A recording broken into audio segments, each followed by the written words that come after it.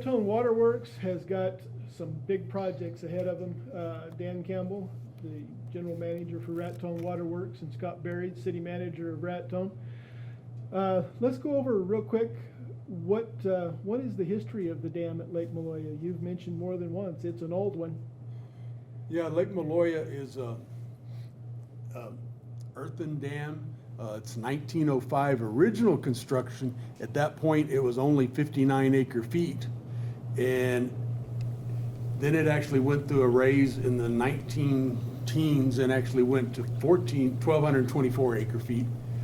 And the last big project up there was 1947, and that's when it took it to over 3,000 acre foot of storage as our primary water supply.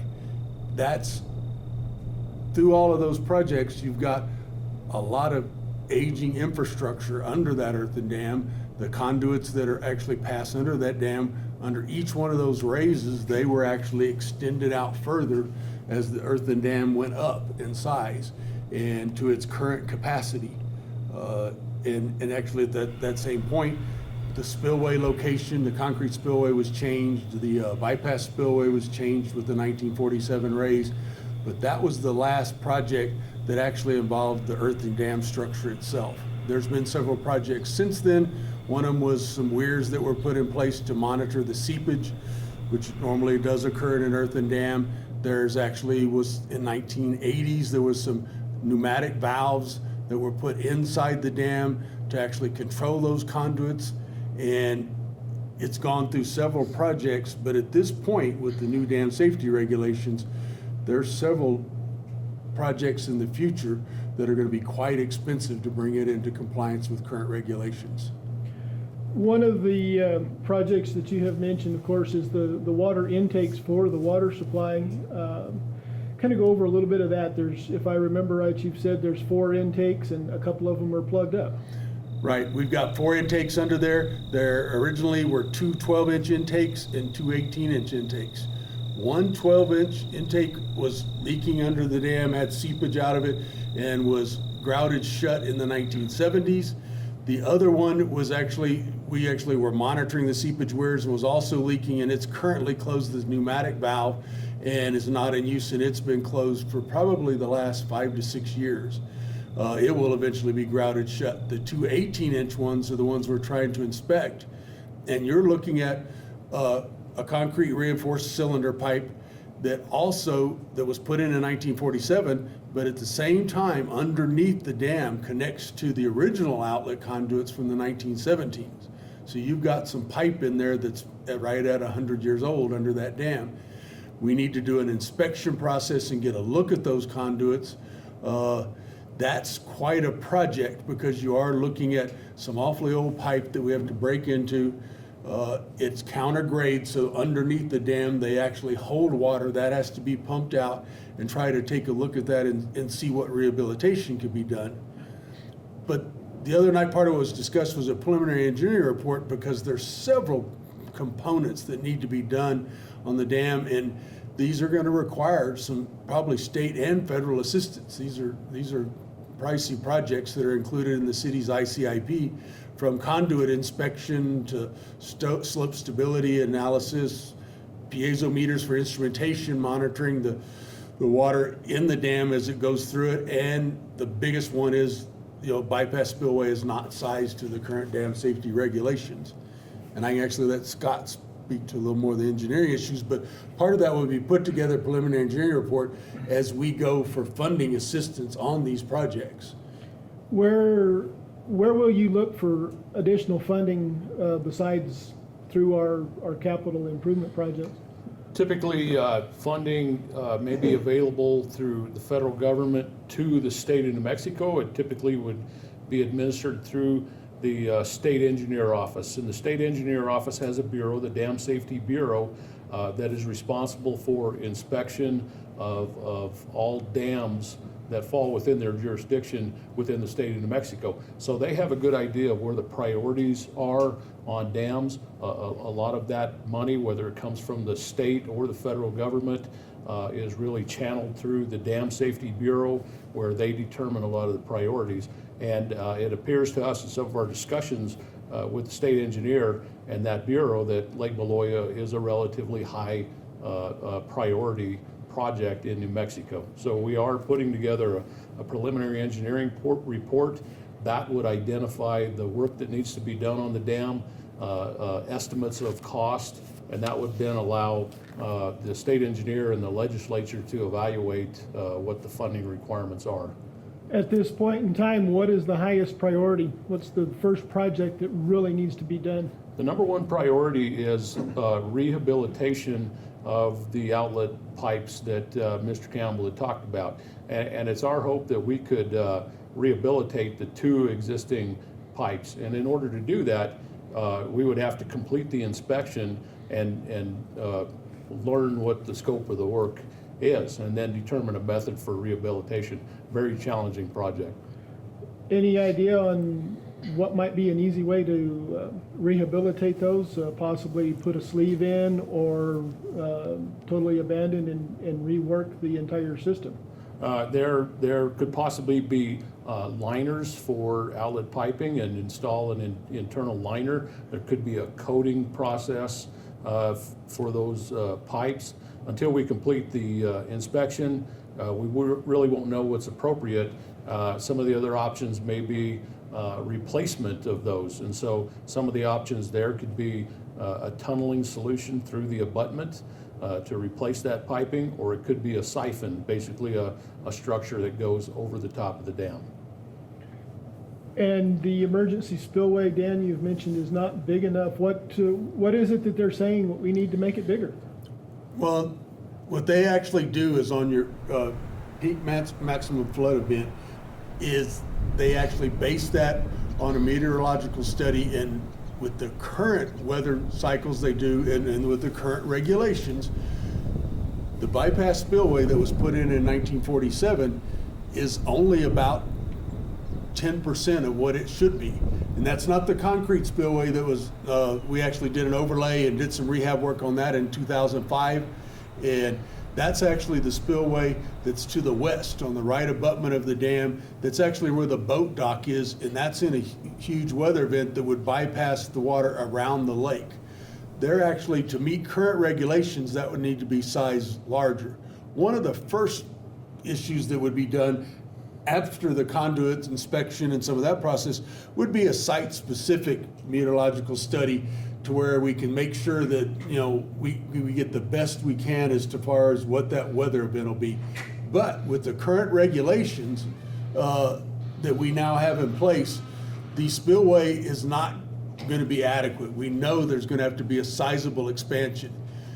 That issue's been out there for a long time, but with the new changes, on the State Engineer's Office Dam Safety Bureau's website, the new regulations, they're really starting to push it.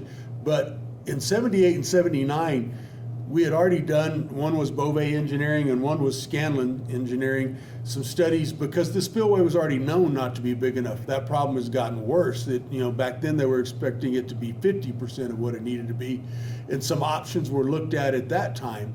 Now it's dam issues across the country have become more of a focus, and like the state's starting to participate. As Scott said, there is some funding available.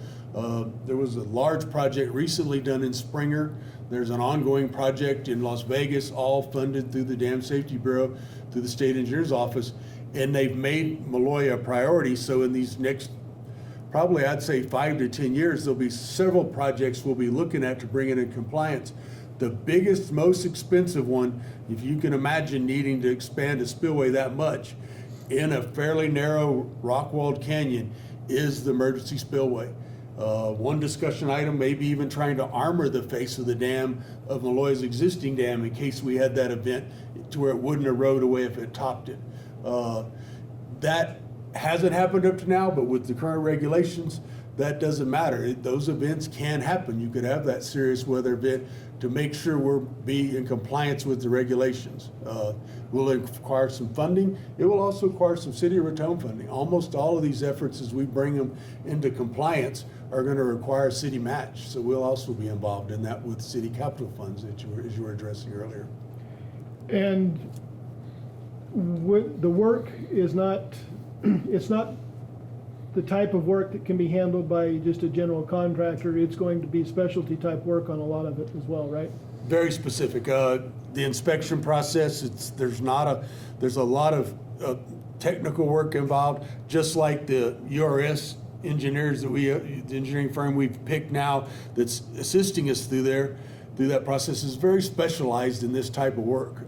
He's actually the one that is doing some work in Ruidoso and in Las Vegas's dam, to where it's a different type of project, and not every general contractor is going to want to take it on, nor even try to bid it.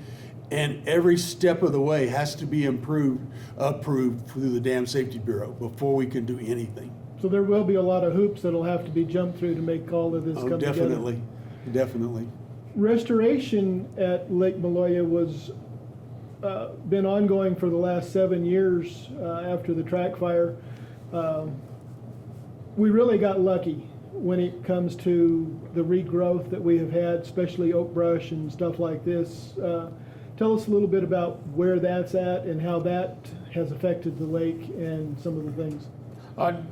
In regard to the watershed restoration, we have had some good luck with the weather, but we also saw something that you normally don't see on a wildfire, and that is almost immediate response to start the rehabilitation work. We had, I think every earthwork contractor in town had some equipment in the watershed, and some of that work had started while the fire was still burning. So a very quick response it was a key to really helping the quality of Lake Maloya. There was a plan established, a good plan, cooperation of some of the regulatory agencies, and the work was able to start immediately. So that was key. The project is at the end of the rehabilitation work.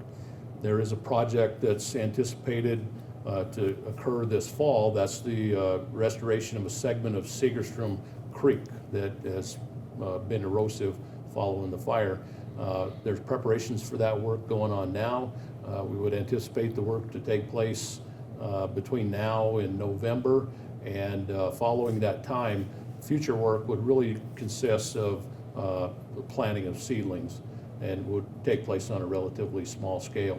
But other than that, watershed reclamation is essentially complete, and we have had good success with that.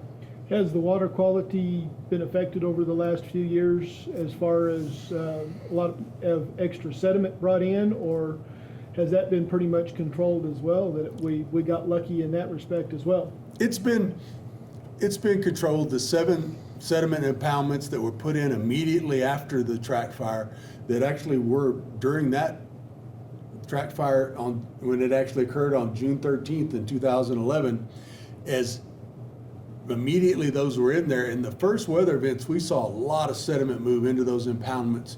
And the other big one that actually kept out there was Lake Dorothy was sacrificed and drained to be a catchment, and it caught a lot out of the Colorado side of the track fire. Since then, we have seen impacts. We've had tough times with some turbidity issues on it on large rains. It usually would be in the 2-inch rain type pattern in a short period of time. And we've had a couple of those over the years. Initially, 2013, we had one this past year and stuff, but each year it's gotten progressively better. We've seen a little bit of a different chemistry. Before, you had a fully forested watershed, large layer of duff throughout, which was Mother Nature's filter. So we are more impacted by the rains. We also see a lot quicker response to a large rain in the elevation of the lake. We can actually kind of get a good feel for how hard the lake got hit just monitoring the USGS gauge, which, as part of the track fire, the USGS actually put in a gauge that goes by satellite. We get 4 readings an hour, and it updates every hour. So as we have a weather event, we can watch that as to how much did it come up or down. It does respond a whole lot quicker to an event. We do see some turbidity issues, a little bit of chemistry changes in it, but each year that has gotten a little better, and it's stayed a viable water supply and still our primary water supply all the way through it. anytime we've had some events, the luxury of a decisions made long ago was to acquire the Eagle's Nest water rights, and that's given us our alternate supply immediately during the track fire. And even since, we've been able, if we've had any turbidity issues, we've just blended the two supplies to make it through it. But we have been blessed. We've had some big weather events, but with the cooperation of all the way from the Army Corps to the Mexico Environment Department, a lot of local contractors, and the quick work that was done, it did maintain a good primary water supply. A bad example is, down south is Lake Bonita and some other ones, of just how bad it can get hit post-fire. We were able to catch a lot of that debris, but most of the containment we put in place is probably 50 to 60% full of sediment. That tells you just how much was kept from entering Lake Maloya. And I would add that while we're saying that the water restoration work is done, we're not expecting that the watershed will be back to the condition that it was before. We'll continue to see impacts from large precipitation events, from snow melt. We're not out of the woods by any means, so monitoring the watershed in Lake Maloya is going to be an ongoing job. And when we talk about the dam improvements, we talk about monitoring the watershed in Lake Maloya, or we talk about the work that was completed in watershed restoration. Raton is fortunate that they do have a source of funding, and there was a special appropriation for water improvement projects that were put in by people sitting up here that had some good vision for Raton in the early 1980s. A source of funding for Raton was critical, and it allowed us to have the early response and hopefully to provide our share of matching funds for dam improvements and other water system improvements. Very critical. A lot of water, as you said, went into Lake Dorothy, and Lake Alice also got quite a bit of sediment. Has there been any conversation to dredge or somehow remove some of that sediment from Lake Dorothy and Lake Alice? It's very difficult to talk about. There has been a conversation, and it's a very challenging project to do restoration. Now, the situation on Lake Alice is a regulatory situation. If we tried to restore capacity to Lake Alice, that would actually invoke some regulation through the state of New Mexico, Dam Safety Bureau, that would not be something that we likely would meet. So due to regulation, we'll probably not try to restore capacity in Lake Alice. There's not such a regulation in Colorado. Lake Dorothy could be restored, but very challenging work. Again, a lot of expense going towards that. It would be down the road, and we would probably make Maloya a priority prior to restoration of Dorothy, and we would certainly look at the state of Colorado to maybe help us with such restoration, but very challenging project. And a lot of that will probably rely too on Game and Fish or Colorado Wildlife Division of Wildlife, in that both of these are recreational and sport fishing lakes. Yeah, they actually, the Lake Dorothy Wildlife Area from Colorado side, as the lessee from us, they actually would be involved. They've asked the question, we've talked about it. The biggest part of it is if you start dredging Lake Dorothy is the rules are really tough on disposal of that material, and you start moving it out of the canyon, it gets to be quite a task. And then the other issue is up there is with the Endangered Species Act and the New Mexico jumping mouse. We do have an issue on both sides of the state line of carefully how we handle any kind of activity in the riparian area. That's what actually has the Segerstrom project we're going to do this fall, one of our last remaining projects, has to be begun in October because of that issue, the Endangered Species Act and the New Mexico jumping mouse. In summary, it's going to be expensive, right? And the work is going to be long-term. Yes, this is actually going to be a lengthy project as it's addressed in the ICIP. Is we'll go through this first phase. The preliminary engineering report will be to help us to get that funding. We'll do conduit inspections. As I've notified the water board, and we've talked about it, this is going to be an ongoing agenda item for a long time as each step goes forward, as we go after funding on it. Mr. Berry's well aware of some of the instrumentation issues we have to address to bring this dam into compliance with some piezo meters. We also have to upgrade all our seepage weir monitoring. There's several steps all along the way that we'll be carrying forward on this project. And the biggest one being the spillway issue. But as our primary water supply, the other thing that makes it very difficult is we've notified the engineer, and the Dam Safety Bureau is well aware of it. We're gonna need to do all these steps with a full lake. We're saying we've got to keep that water in there, and that makes it difficult for all of these steps, especially conduit inspection and some of those other items. Okay, thank you, guys. Thank you. Thanks.